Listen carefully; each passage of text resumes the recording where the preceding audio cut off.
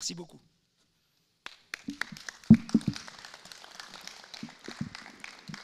Merci à tous. Oui, il faut les encourager parce que je pense qu'ils sont encore aux dédicaces. Ils ne sont pas tous rentrés encore dans la salle. Donc, je vous remercie bien sûr d'abord pour cette invitation. Donc, moi, je suis maire d'un petit village, Chenvel, dans le département de la Vienne, 470 habitants. Et je suis également président de l'association des maires ruraux de la Vienne. Et politiquement, je suis engagé au PRG, le centre-gauche. Donc, je suis très heureux d'être invité par le ministre, M. Blanquer. C'est aussi comme ça, je pense, que l'on peut travailler tous ensemble. J'y reviendrai tout à l'heure dans cette difficulté que traverse notre pays. Nous, dans les villages, on est en capacité de travailler tous ensemble. Et je pense que beaucoup de personnes politiques et de parlementaires feraient bien de s'en inspirer.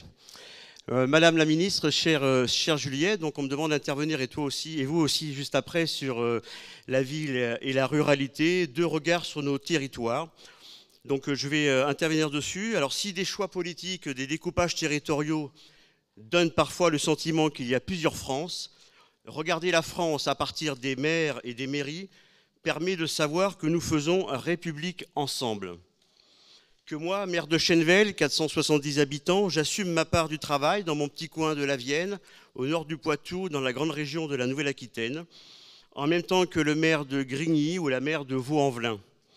Faire République ensemble, c'est le mot d'ordre clamé le 4 juin dernier, dans l'Eure, par notre président de l'Association des maires ruraux de France, Michel Fournier, et Gilles Leproust, le père d'Allonne en Sarthe et président de Ville et Banlieue, que connaît Juliette Méadel, qui présentait un manifeste qui dit notamment ceci, et ça correspond tout à fait à mon intervention que je fais donc maintenant. Dans ce manifeste, il est dit « Nous affirmons l'opportunité d'un récit positif, commun, construit à partir de nos expériences d'élus, nos engagements, nos actions positives et déterminés pour ici et là agir contre les oppositions entretenues entre la ville et la campagne, entre les bourgs et les cités, entre les villages et les quartiers. Je vous invite vraiment à lire ce manifeste parce qu'il résume aussi une partie de nos défis communs. Les liens entre ville et campagne, ce sont d'abord les interdépendances, et la première qui doit aussi servir de guide, c'est que nos concitoyens s'affranchissent des limites. Ils vivent à la campagne, un peu plus de 33% des Français y résident, mais travaillent à la ville. Ce qui fait que lorsque nous déployons, comme en Auvergne, en région Auvergne-Rhône-Alpes, les liens entre les communes rurales et la ville de Lyon ou de Villeurbanne, nos collègues se rendent compte que peu importe la superficie de la commune ou de sa population, ils assument le même rôle que leurs collègues maires de grandes villes et qu'ils ont à gérer le même citoyen à différents temps de sa vie. Le sujet de la mobilité, j'y reviendrai plus tard, par exemple, est essentiel dans ce dialogue. Notre ancien président de la MRF, Vannick Berberian, parisien, expatrié dans le Berry, à Gargilès, résumait ainsi les choses. Les difficultés des villes trouvent leur solution dans le développement des campagnes et inversement. Je préfère parler des pistes qui doivent nous obséder pour rompre la méconnaissance et sortir des sujets par le haut. Je prendrai quelques exemples très simples et très concrets. Découvrir la ville et découvrir la campagne. Combien de jeunes ruraux n'ont jamais vu Lyon, Paris, Bordeaux?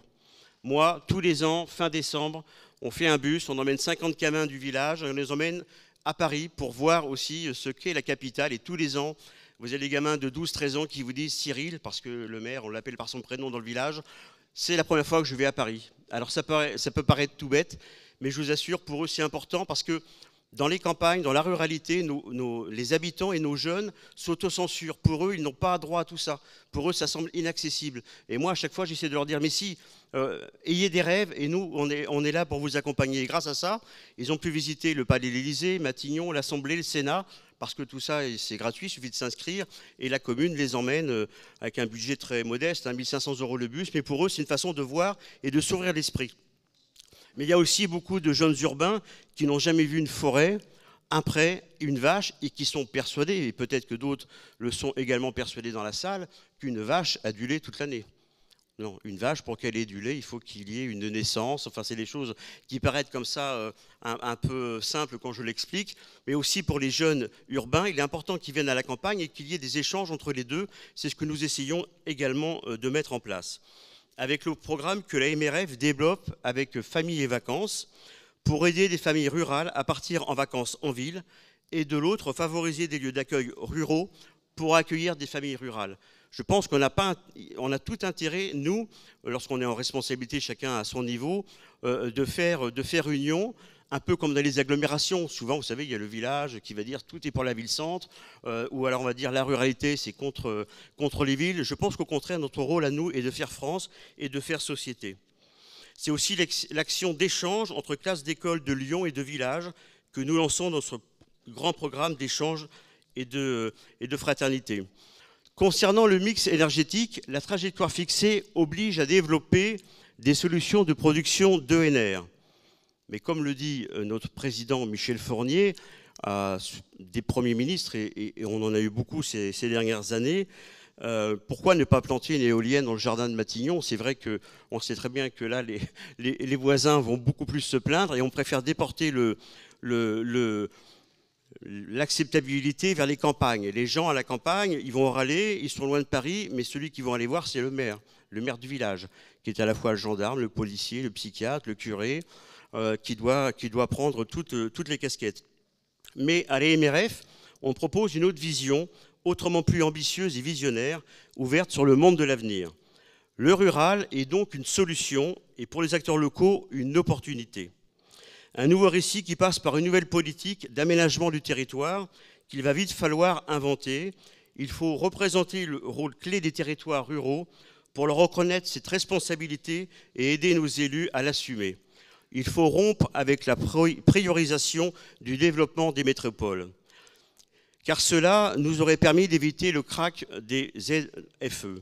Excellente politique de santé publique, mais réservée aux habitants des villes, d'une part, et d'autre part, sans penser aux effets de bord. Une forme d'hémiplégie de la pensée de nos technocrates qui oublie de désîloter, comme nous sommes, nous, maires, obligés de le faire tous les jours. Donc, nous voulons bien que l'énergie soit produite à la campagne, mais il faut aussi que les revenus y restent pour déployer les services pour la population, écoles, commerce, santé. Ainsi, la MRF propose la création d'une dotation d'aménité rurale pour que soit reconnue cette fonction clé très utile aux 66% d'urbains que compte notre pays. Pour faire une explication de texte, aujourd'hui, lorsque vous avez par exemple une éolienne qui est implantée, et je ne suis pas contre l'éolien, hein, puisque nous, dans le village, on agit dans cette optique-là pour l'ENR, le problème, c'est que la commune rurale, il lui reste très peu de choses, très peu de financement. C'est l'agglomération qui touche, alors que la pollution visuelle ou les contraintes, c'est le village qui les a. Et je pense que là, cette proposition de faire d'aménité rurale me paraît très importante, et c'est aussi pourquoi j'ai voulu vous l'expliciter ici. Il y a donc des interdépendances, mais il y a aussi des inégalités. Toutes ne sont pas en défaveur du monde rural, mais j'insiste plus sur celle-ci pour qu'on ait du grain à moudre dans cette université d'été. Le lien ville-campagne sur la santé, c'est la première des priorités avec la mobilité pour nos habitants. La mobilité, même importance que la santé, et là encore, nous constatons, nous, les élus ruraux, que la priorité des fonds vont aux solutions d'infrastructures urbaines, tram, métro, et non au financement de l'animation des solutions rurales. Moi, dans mon village, ce qu'on a mis en place, et c'est une expérimentation nationale qui a été inaugurée par la ministre Françoise Gatel et le directeur de Citroën, on a mis en place ce qu'on appelle le pass mobilité, c'est-à-dire que, pour ne pas paraphraser le président de la République, mais il est vrai qu'aujourd'hui, le bassin d'emploi du Grand Châtellerault, qui est à 16 km, deuxième bassin d'emploi de la Nouvelle-Aquitaine, beaucoup d'entreprises cherchent du personnel. Mais lorsque vous êtes un jeune adulte, même si vous avez le permis, les parents ont chacun une voiture, eh bien vous n'avez pas la possibilité de vous déplacer au travail puisque les horaires des bus ne correspondent pas. Donc on a mis en place le pass mobilité, c'est-à-dire que nous avons fait l'acquisition grâce au fonds vert de mobilité rurale, mis en place par Elisabeth Borne et Dominique Faure. Nous avons financé l'achat de 2 véhicules Citroën, des amis Citroën, les petites voitures françaises qui font que 50 km/h, 70 km d'autonomie. C'est assez pour aller au travail et revenir, et ça se recharge en 3 heures sur une prise normale. Donc on a mis en place également, parce que nos secrétaires de mairie sont très prises, une application. Le jeune de 18-30 ans se connecte sur l'application, il réserve son véhicule, on a appelé ça l'ami solidaire, et il peut aller soit à un entretien d'embauche, soit faire une formation, ou occuper un travail. Et en contrepartie, parce que Le tout gratuit, je pense que ça rend pas service aux jeunes. On voit bien des fois un petit peu qu'on a du mal à remettre tout le monde au travail. En contrepartie, à chaque fois qu'ils utilisent la voiture, admettons s'ils la prennent 10 jours, ils doivent donner ensuite 10 heures de leur temps au village, travailler avec l'agent technique pour peindre, tondre, arroser. Alors ça ne va pas répondre à toutes les problématiques de mobilité rurale, mais en tout cas c'est une des réponses. Et grâce à ça aujourd'hui, on a un jeune du village qui a pu signer un CDI et deux autres qui travaillent à La Roche-Posay et à Châtellerault. Et là c'est une des réponses et je suis très heureux puisque j'organise le congrès des maires ruraux de France. Il y aura une convention qui sera signée avec Citroën pour permettre aux villages qui sont adhérents à l'association de pouvoir bénéficier d'un tarif préférentiel pour permettre à nos jeunes adultes de pouvoir se rendre au travail, puisque quand on est à la campagne, c'est assez compliqué. On a juste avant fait également le passe permis. Le passe permis, c'est-à-dire que les jeunes du village, il y en a eu 30 sur le mandat. Pareil, on commence à 16 ans avec la conduite accompagnée, 16-19 ans. On leur finance une partie du permis de conduire, 900 € qu'on verse à l'auto-école. Une auto-école qui est labellisée 1 € par jour, ce qui fait que pour les parents, le reste à payer, ils peuvent le faire en plusieurs fois. Et en contrepartie, on leur demande de faire 50 heures de travaux d'intérêt citoyen avec l'agent technique. Ça fonctionne très bien, on remet de la valeur du travail, le goût de l'effort, et après nos jeunes, eh bien, ils vont faire attention à la place du village, à l'école, à la salle de classe qu'ils ont repeint, et ça permet de pouvoir les accompagner. Moi, ce qui m'a frappé, c'est que lorsque j'ai commencé à parler de ce projet-là, on m'a dit non mais Cyril, ça, c'est de l'agglomération. La mobilité, c'est la compétence de l'agglomération. Bon, certes, mais enfin, si j'attends que l'agglomération puisse mettre ça en place sur une agglo avec 47 communes, je pense que dans 10 ans, nous y sommes encore. Donc, il y a un moment, effectivement, il faut prendre le taureau par les cornes, bénéficier également du Fonds vert mobilité rurale, des subventions qui sont proposées. Et ce sont des exemples qui sont très importants parce que là, il y a vraiment une inégalité de territoire par rapport si on est né à la campagne ou en ville pour pouvoir se rendre à son lieu de travail. Également, j'évoquerai un autre sujet où le clivage urbain-rural est majeur et où le changement de regard est indispensable. Celui des jeunes et des moins jeunes, d'ailleurs, qui connaissent, comme je l'ai connu, l'homophobie. Des jeunes et des moins jeunes qui connaissent, comme j'ai connu la honte et le fait de se sentir anormal dans une société.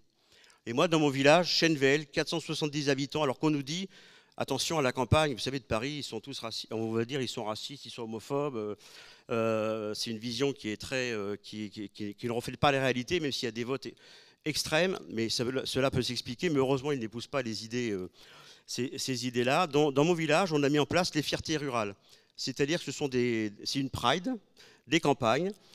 4000 personnes cette année, ce n'est pas des camions comme on peut voir dans les grandes villes de Paris ou Bordeaux, ce sont les tracteurs, les jeunes agriculteurs de la Vienne qui conduisent le tracteur avec des plateaux derrière, avec des dragues et on fait la fête. 4000 personnes tous ensemble, sur les 4000, il n'y a peut-être que 1000 qui sont LGBT, mais je pense que notre société elle a besoin de faire sens et ça montre qu'on peut vivre tous ensemble. C'est pas absolument pas politisé, alors qu'aujourd'hui les prides dans les grandes villes sont extrêmement politisés, avec une extrême gauche qui essaye de prendre ça à bras le corps avec des propos qui sont tenus qui ne correspondent pas à l'esprit. Mais voilà ce qu'on peut faire dans un village rural. Le vivre ensemble est tout à fait possible. Il faut un peu de courage. On en a. Moi, je dis souvent que les maires ruraux, on est un peu les MacGyver de la démocratie. Il faut savoir tout inventer, savoir répondre à tout. Moi, ça peut être le soir, aller sur la route, mettre le warning avec la voiture parce qu'il y a un âne qui est sur la route, il n'y a pas de lumière, donc très dangereux. Ça va être aller voir quelqu'un qui est en souffrance psychologique, ça va être trouver des financements, s'arracher les cheveux, et vous voyez, à la forge, j'en ai plus. Mais il faut savoir inventer des solutions et travailler tous ensemble, et c'est ce qui me plaît dans ce mandat-là. Et aussi, on a besoin des jeunes. J'ai la chance, je l'ai dit tout à l'heure, d'organiser le congrès des maires ruraux de France. Et moi, je dis 500 000 candidats, c'est dit tout à l'heure, mais on a aussi besoin des jeunes. Et maintenant, avec le nouveau mode de scrutin, et c'est très bien, les femmes doivent être à parité dans les villages. Alors, vous avez toujours ceux qui vous diront, c'est pas le moment. Effectivement, en 1945, ils vous disaient pareil, c'était pas le moment que les femmes aient le droit de vote. C'est jamais le moment lorsqu'il y a des avancées sociétales. Comme si dans la campagne, il n'y avait pas des femmes qui sont présidentes d'associations, trésorières, comme s'il n'y avait pas des femmes qui étaient chefs d'entreprise ou cadres dans une entreprise. Les femmes ont toute leur place et moi je suis très heureux qu'il va y avoir du coup cette possibilité-là. Et du coup le 27 septembre au Palais des Congrès du Futuroscope pour le Congrès des maires, nous invitons tous les jeunes ruraux de 18-30 ans à une journée spécifique avec Hugo Bouillolet qui sera invité, qui est le plus jeune maire de France, avec l'association des jeunes élus de France, L'idée, c'est qu'il y ait moitié de jeunes élus et la moitié de personnes qui ne soient pas élus, pour se dire, finalement, moi aussi, j'ai le droit d'être candidat. On a la chance d'être un beau pays. Il y en a qui passent leur temps à dire que la France, ça va pas, mais je vous assure, voyagez un petit peu, on va se rendre compte qu'on est dans un beau pays. Et lorsqu'on est à la campagne, l'avantage que l'on a, c'est qu'on peut être sur une liste qui n'est pas politisée, parce que c'est vrai que les partis politiques, aujourd'hui, ça n'a pas forcément le vent en poupe. Alors, si autour de vous, vous avez des jeunes de 18-30 ans, n'hésitez pas à leur dire qu'il faut qu'ils viennent au Palais des Congrès du Futuroscope le 27 septembre pour leur donner envie de s'engager, parce que moi, j'ai eu la chance de m'engager très tôt, un peu par hasard. J'ai eu un mandat à Châtellerault dans la Vienne, après 2 mandats de conseiller régional, et puis par hasard maire d'un petit village. C'est le plus beau des mandats et on a besoin des jeunes, et on a besoin aussi que les jeunes femmes puissent être candidates lors de cette élection-là. Et puis, j'ai eu la chance également de développer, grâce à Dominique Faure, et je la remercie encore, de faire une mission ministérielle sur la vie associative en ruralité. Et là, je vais faire le lien avant d'arrêter avec la ville. Habituellement, d'ailleurs, c'était très intéressant parce que les missions ministérielles sont souvent confiées à des parlementaires. Là, elle l'a fait un petit maire de campagne. L'idée, c'était de voir qu'est-ce qui se passe aujourd'hui. Il y a de moins en moins de bénévoles. Lorsqu'on est en ville, une association qui ferme, c'est dramatique. Mais à la campagne, c'est encore pire. Parce que souvent, le seul lien social qui existe, il se fait à la campagne. Les associations, comités des fêtes, associations culturelles. Donc là, on a un souci. Et les jeunes, c'est pas qu'ils s'engagent moins, mais ils s'engagent sur des causes sociétales. Et pour eux, l'associatif, c'est ce que j'ai mis dans mes 17 propositions, c'est presque un truc de vieux, ils ne comprennent pas. Et il faut qu'on arrive à les emmener. Donc, dans les propositions, il y en a une qui me semble importante et qui va aller aussi bien pour la ville que pour l'urbain, parce qu'on a besoin des bénévoles, on a besoin qu'ils s'investissent. Ça va être de faire un vrai statut du bénévole. Alors je sais on le sait tous que l'argent est cher et que les caisses sont un peu vides et qu'il est rare, mais je pense que dans le statut du bénévole, on pourrait un petit peu peut-être se caler sur les délégués syndicaux des entreprises ou un dirigeant d'association, il est quelques heures pour exercer son mandat. Et il faut aussi que les jeunes, on puisse valoriser par exemple sur Parcoursup, un jeune qui fait un stage, parce qu'en général quand il cherche un stage, il cherche chez les parents, ou dans l'entreprise du coin, mais jamais à la mairie, ou rarement à la mairie, en tout cas très rarement dans les associations du village. Il faudrait inciter les jeunes à faire des stages dans les associations du village et que ça soit ensuite valorisé. Je pense que là, il y a une façon de revoir ce logiciel pour ensuite les accompagner. Je ne vais pas être plus long parce que j'ai beaucoup de choses à dire, mais en tout cas, ce que je souhaitais indiquer, c'est que de toute façon, il ne faut pas opposer la ville et la ruralité. On a besoin des uns des autres. Comme nous, les maires ruraux, on est aussi adhérents quasiment tous à l'AMF. C'est tous ensemble et je pense que 2 discours valent mieux qu'un. Et ce que j'ai envie de redire et de retenir pour ma conclusion dans ces temps un peu troublés, c'est que dans notre pays qui traverse une difficulté énorme, qu'on prenne exemple des conseils municipaux en ruralité. En ruralité, peu importe l'étiquette politique, on bosse ensemble. Peu importe ce que chacun va penser, on mouille la chemise, on est là matin, midi et soir, et on n'a qu'une envie, c'est de faire avancer notre commune et notre village. Et si j'avais un vœu à faire, c'est que cette façon de travailler que nous avons en ruralité, elle soit copiée par certains personnels politiques, certains groupes politiques, pour que la France sorte de cette situation et qu'on soit, comme beaucoup d'autres pays européens notamment, en capacité de travailler tous ensemble. Et merci encore pour votre écoute.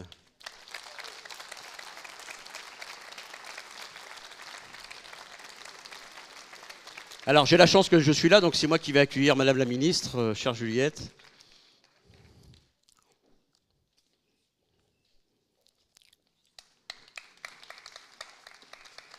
Merci. Merci beaucoup, Monsieur le maire, cher Cyril. Et merci à tous. Je suis très heureuse d'être là devant vous. La dernière fois que j'ai participé à des universités d'été, c'était il y a presque 10 ans. Et c'était au Parti socialiste, au temps où j'étais membre d'un parti qui était vraiment la gauche digne. Et donc là, je suis très contente d'être devant vous parce que ça me manquait de pouvoir à la fois participer, échanger. Je voudrais vraiment donc remercier Jean-Michel Blanquer pour cette organisation remarquable et toute son équipe, parce que Dieu sait si c'est un engagement dont on a absolument besoin. Alors cette thématique sur laquelle je vais plancher devant vous, ville et ruralité, ça a l'air d'être comme ça un sujet uniquement d'aménagement du territoire, mais c'est central dans la crise, y compris la crise politique que nous sommes en train de vivre. Parce que j'ai eu comment dirais-je, la chance, en découvrant l'engagement sans faille de tous les maires, et en particulier des maires de villes rurales, de voir et de constater que dans les grandes comme dans les petites villes, les problématiques de désagrégation du lien social sont les mêmes et que le rapport à la République, aujourd'hui qui est mis à mal, est exactement le même. Je vais donc faire 3 remarques et je ne vais pas être trop longue. Et puis je conclurai sur une note un peu plus politique. La première remarque, c'est que j'ai constaté une fracturation de notre société inédite. J'étais encore hier au Creusot et ce matin à Autun, dans le quartier Saint-Pantaléon. Et ce que je constate, c'est que l'on soit ici à Autun, que l'on soit à Martigues, à Marseille, à Sarcelles, à Lille, ou même dans le Nord et dans le Pas-de-Calais, quand on constate les fragilités, les fractures à la fois psychiques et sanitaires qui sont de plus en plus répandues dans notre pays, on voit bien que l'action d'un gouvernement qui œuvre pour recoudre la ville, la campagne, est au fond centrale pour la République. Et c'est la raison pour laquelle le Premier ministre et le Président de la République ont recréé un ministère de la Ville et un ministère de la Ruralité avec Françoise Gatel, avec ce constat d'un creusement du sentiment d'exclusion et d'une fracture qui n'est pas que territoriale, qui est en fait une fracture identitaire. Et c'est cette fracture, c'est-à-dire ce sentiment d'être exclu, de ne pas avoir accès à la santé, d'être obligé de prendre sa voiture parce qu'on n'a pas de transport en commun, mais de ne pas avoir suffisamment d'argent pour payer l'essence. Ce sentiment d'être relégué, qui a conduit à la création de ces 2 ministères et qui aujourd'hui est indispensable parce que le discours que j'entends de nos concitoyens est un discours de souffrance, d'exclusion et de repli sur des identités que d'autres partis politiques exacerbent dans un objectif de division mortifère. Je voulais donc vous parler de cela parce que les politiciens dont je parle, qui creusent les fractures sociales, n'aident pas ceux de nos concitoyens qui ont ce sentiment d'abandon. Ce que je constate dans les quartiers, c'est que 55% des enfants des quartiers populaires vivent sous le seuil de pauvreté. Au Creusot hier, le revenu moyen dans les quartiers, c'est 9 000 € par an. 9 000 € par an. 45% des familles des quartiers sont monoparentales. Ça veut dire que c'est une mère de famille seule, qui travaille la nuit, qui doit s'occuper de ses enfants, et quand elle en a plusieurs et que ses enfants n'ont comme alternative à l'ennui que la rue avec des trafiquants de drogue qui les attirent, parfois avec de la nourriture, parfois avec un peu d'argent pour les emmener dans une vie, dans une existence de violence, d'addiction aux drogues, aux écrans, à la violence, au crime et à d'autres, on sent bien que l'État est au bout et que la République française arrive à un tournant déterminant pour son existence. Évidemment, je ne reviendrai pas sur l'état du logement et sur les enjeux de sécurité. Je ne reviendrai pas sur la question de la drogue qui ravage tout, dont le trafic est arrivé à un niveau inédit en France et exponentiel. Et heureusement que le gouvernement auquel j'appartiens a adopté, grâce aux sénateurs, une proposition de loi bipartisane sur la répression du narcotrafic. Mais je saisis cette occasion de m'exprimer devant vous pour vous dire que la répression ne suffit pas. Et s'il n'y a pas une politique de prévention dès la racine, c'est-à-dire dès 0 ans, qui permet d'accompagner les enfants en situation de précarité sociale et psychique, qui vise donc l'éducation, comme Jean-Michel l'avait fait lorsqu'il était ministre, en surinvestissant les 1000 premiers jours. Si nous n'avons pas donc une politique de prévention digne de ce nom, c'est-à-dire qui repère les difficultés dès la petite enfance, qui accompagne par une démarche sociale, éducative, qui soigne avec des psychologues et qui renforce l'espèce de solidarité que l'on doit aux plus petits, parce qu'il faut toute une ville pour élever un enfant, nous ne parviendrons pas à lutter contre la consommation de drogue qui ne cesse d'augmenter. Et donc j'en appelle à une grande politique de lutte contre la drogue en commençant par nous attaquer sérieusement à la consommation de drogue. La consommation de drogue est le signe d'une très grande vulnérabilité psychique et sociale et éducative. Et cette consommation de drogue, nous l'avons, monsieur le maire, tant dans les zones rurales, dans les villes moyennes que dans les grandes agglomérations. Donc l'état de souffrance, de dépression des enfants et des jeunes se cumule et se conjugue avec une augmentation de la consommation de drogue qui détruit tout, qui détruit l'homme, qui détruit nos économies et qui détruit nos territoires. Notre responsabilité, une fois ce constat fait, c'est donc d'apporter des réponses. Et c'est mon deuxième point, c'est-à-dire c'est recoudre en s'adaptant aux réalités, et c'est faire plus là où on a moins. Et c'est bien ça la République. Et c'est pour ça qu'en tant que femme de gauche, je m'y retrouve pleinement et que je pense que la République, par essence, je vais vous dire, elle est de gauche, ceux qui sont de droite diront elle est de droite, mais pour moi, dès lors qu'elle s'attaque aux inégalités territoriales et sociales, elle consacre l'idée qu'on doit faire plus pour ceux qui ont moins.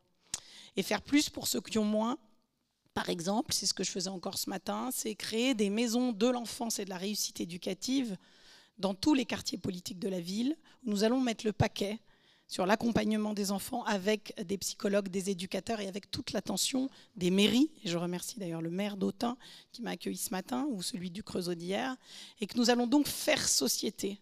Et c'est là que les pouvoirs publics peuvent avoir et doivent avoir un rôle fondamental. Vous voyez, depuis presque 9 mois maintenant, j'ai effectué 55 déplacements et je constate partout, et je vois partout, à la fois ce sentiment de relégation, ce sentiment d'exclusion qui me saisit, et en même temps une désespérance qui gagne les villes et les campagnes, mais non dénuée d'un espoir et aussi d'une grande capacité à se projeter dans l'avenir. C'est quand même aussi ce qui fait la beauté de notre pays.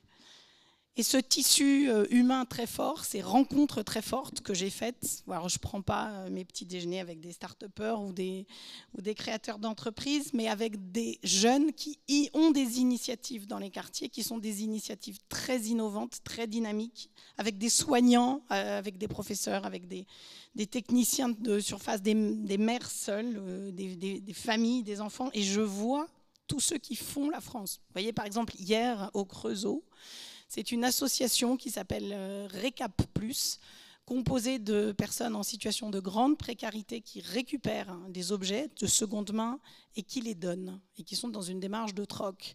Et par le lien qu'elles ont inventé, avec leurs maigres moyens, y compris avec des personnes en situation de handicap, elles ont produit du plaisir d'être ensemble, elles ont produit du lien. Et c'est le point sur lequel je voulais venir. Au fond, la politique de la ville, les ruralités, le rôle des élus que vous êtes, la politique doit produire du lien. Et ce dont la France souffre aujourd'hui, c'est cette panne de lien humain, cette panne de respect de l'autre, les situations de violence extrême que nous voyons tous avec un certain étonnement, voire une certaine stupéfaction, dont nous voyons les manifestations dans la rue, avec notamment des affrontements, des rixes, mais dont nous voyons aussi l'expression dans le débat public, sont destructrices, et c'est la raison pour laquelle nous devons évidemment faire œuvre de responsabilité. Alors pour ça, il y a quelques possibilités d'agir et d'agir vite, même dans un contexte budgétaire tendu. D'abord, je pense que nous devons, et c'est ce que nous faisons depuis un certain temps, investir mieux l'argent public. Et pour investir mieux l'argent public, le Premier ministre disait hier, nous avons gaspillé nos investissements et la dette est une dette improductive. Il a raison. Pour mieux investir, il faut mieux sélectionner. Sélectionner ces politiques et investir massivement dans l'enfance. Un grand économiste a démontré qu'un euro dépensé avant 10 ans sur un destin, c'est 10 euros d'économiser à l'âge adulte. C'est-à-dire qu'un enfant dont on repère les difficultés, sur lequel on investit, ça rapportera toujours plus à la nation que lorsqu'on essaie de réparer les difficultés après 10 ans. Et depuis toujours, on a toujours investi sur la réparation, mais pas sur la prévention. Donc déjà, investissons bien, investissons correctement. Deuxièmement, contrôlons mieux l'argent public. Je suis là aussi, l'argent public pourrait être beaucoup plus efficace, beaucoup plus productif. J'ai eu l'occasion de le faire en travaillant sur l'amélioration de la propreté dans les quartiers. et en disant aux bailleurs sociaux qui, en échange d'une certaine aide qui s'appelle un abattement de TFPB, ne nettoyaient pas correctement, que cette aide leur serait supprimée. Et vous voyez, au bout de 8 mois, on est passé de 50% de difficulté à 15% de difficulté, sans dépenser 1 euro de plus. Donc, mieux mobiliser l'argent public, c'est mieux le piloter, mais c'est aussi mieux assumer le contrôle public, le contrôle de l'État. Mais évidemment, ça implique d'avoir le courage d'agir et parfois de lutter contre un certain nombre de conservatismes, de rentes, et aussi contre, il faut bien le dire, un certain nombre de lobbies. Et à cet égard, je voulais conclure par là.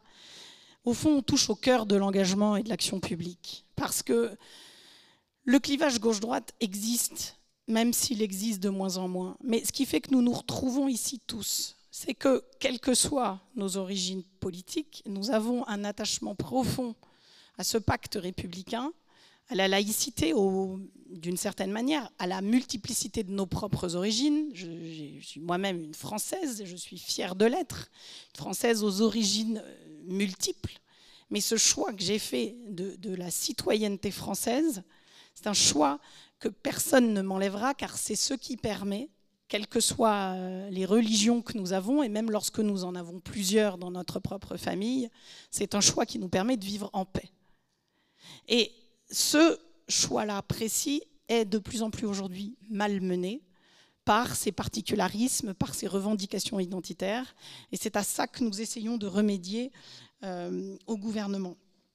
Alors, un petit mot quand même sur une situation politique qui préoccupe à juste titre les Français et qui nous préoccupe. Vous savez, Mendès disait « Les hommes passent, mais les nécessités des nations demeurent ». Et quand je me suis engagée aux côtés du Premier ministre, je l'ai fait d'abord parce que j'ai une grande confiance en lui, en sa sincérité, en son attachement profond à la République. Et je savais qu'on allait vivre des moments difficiles.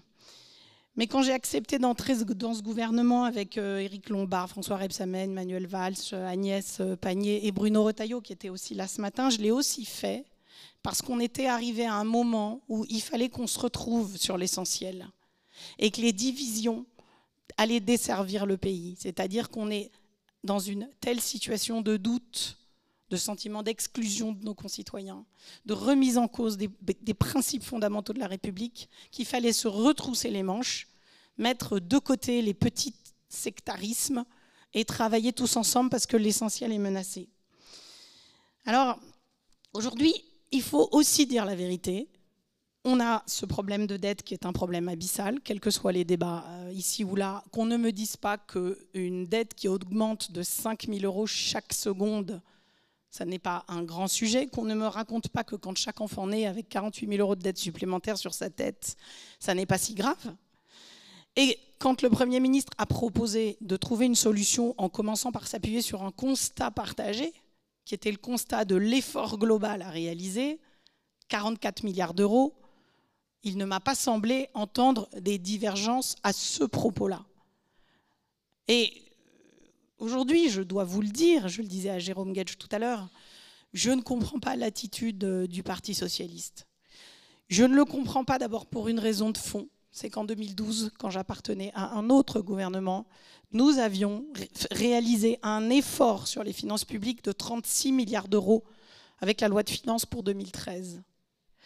Et aujourd'hui, les mêmes vous expliquent qu'ils ne sont pas d'accord avec le constat qu'il faut faire un effort de 44 milliards d'euros. 44 milliards d'euros.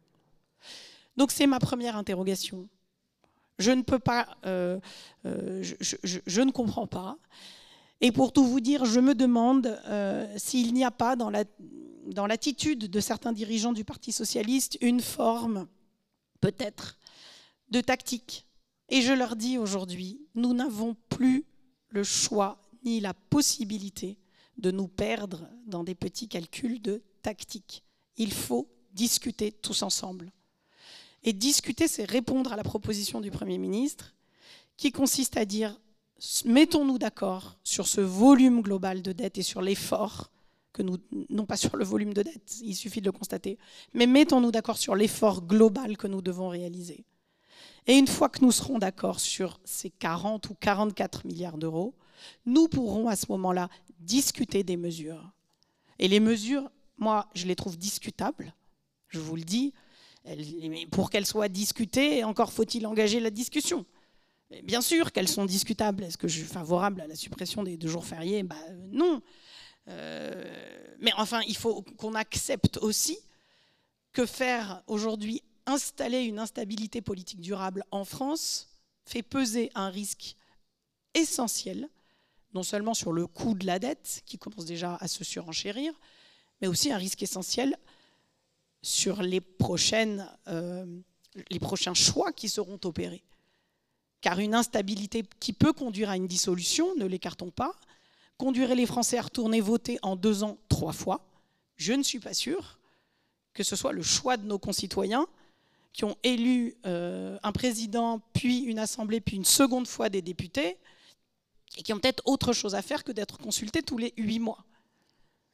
Donc je demeure convaincue, et j'en appelle à tous les responsables politiques qui ont une influence sur le vote et à tous nos députés, quelle que soit leur couleur politique, pour constituer un arc comme celui que nous vivons aujourd'hui et que le Premier ministre incarne, de Jérôme Guedj à Bruno Retailleau, où nous continuons à discuter et à œuvrer, et où nous pourrons faire des propositions qui ne sont pas les mêmes. Je ne partage pas l'analyse de Bruno Retailleau sur, par exemple, la pénalisation et la répression de la délinquance des mineurs, mais nous partageons ensemble cet amour de la République et ce souci du respect du fonctionnement de nos institutions. Alors j'en conclurai avec une proposition, parce qu'après tout, il nous reste 12 jours. Et que dans les 12 jours qui viennent, je lance un appel à toutes les forces sociales, républicaines et progressistes, pour venir écrire à plusieurs mains une déclaration de politique générale qui dresse un état des lieux objectif de nos besoins financiers et qui fasse la preuve de son équité. La preuve de son équité peut très bien être travaillée sur la reprise ou la réinvention d'une taxe Zuckman sur les patrimoines de plus de 100 millions d'euros. Il ne s'agit pas de la reprendre telle qu'elle est, mais il s'agit peut-être de la travailler ensemble, de la reprise des propositions de la CFDT et aussi de l'intégration de l'aile plus conservatrice de cet arc républicain qui doit aussi être entendu si nous voulons co-construire ensemble une solution pérenne pour notre pays. Je crois que nous le devons à nos concitoyens parce que, comme le disait Pierre Mendès France, les hommes passent, mais les intérêts nationaux demeurent. Je vous remercie.